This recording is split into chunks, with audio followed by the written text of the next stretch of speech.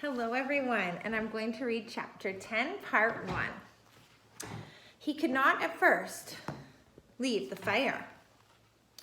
It was so precious to him, so close and sweet, and a sweet thing. The yellow-red flames brightening the dark interior of the shelter, the happy crackle of the dry wood as it burned, that he could not leave it. He went to the trees and brought in as many dead limbs as he could chop off and carry.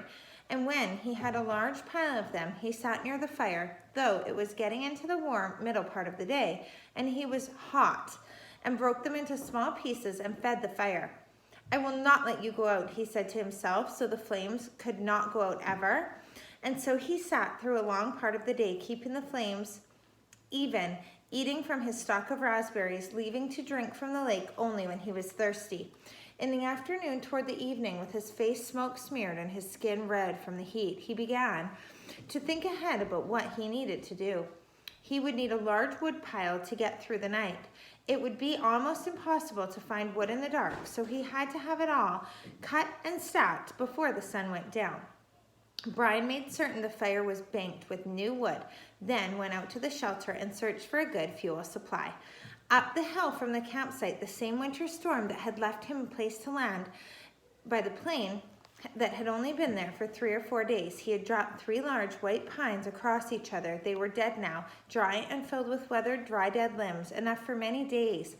He chopped and broke and carried wood back to the camp, stacking the pieces under the overhang until he had what he thought was an enormous pile as high as his head and 6 feet across the base. Between trips, he added a small piece to the fire to keep it going, and on one of the trips to get wood, he noticed an added advantage of the fire. When he was in the shade of the trees, breaking the limbs, the mosquitoes swarmed on him as usual. But when he came to the fire or just near the shelter where the smoke eddied and swirled, the insects were actually gone. It was a wonderful discovery. The mosquitoes had nearly driven him mad, and the thought of being rid of them had lifted his spirits. On another trip, he looked back and saw the smoke curling up through the trees and realized for the first time that he now had the means to make a signal.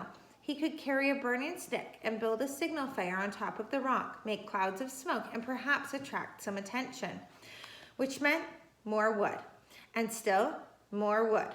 There did not seem to be an end to the wood he would need, and he spent the rest of the afternoon making wood trips. At dark, he settled in again for the night next to the fire with the stack of short pieces ready to put on, and he ate the rest of raspberries. During all the work of the day, his leg had loosened, but it still ached a bit, and he rubbed it and watched the fire and thought for the first time since the crash that he might be getting a handle on things, might be starting to do something other than just sit. He was out of food, but he could look tomorrow, and he could build a signal fire tomorrow and get more wood tomorrow. The fire cut the night coolness and settled him back into sleeping, thinking of tomorrow. He slept hard and wasn't sure what awakened him, but his eyes came open, and he stared into the darkness. The fire had burned down and looked out, but he stirred it with a piece of wood and found a bed of coals still glowing hot and red. With small pieces of wood and careful blowing, he soon had it ablaze again. It had been close. He had been sure to try to sleep in short intervals so he could keep the fire going, and he tried to think of a way to regulate his sleep. It was not unlike the sound of a porcupine. He heard something slithering and being dragged across the sand, but when he looked at the door, he couldn't see anything. Whatever it was, it stopped making the sound in a few moments, and he thought he heard something sloshing in the water at the shoreline.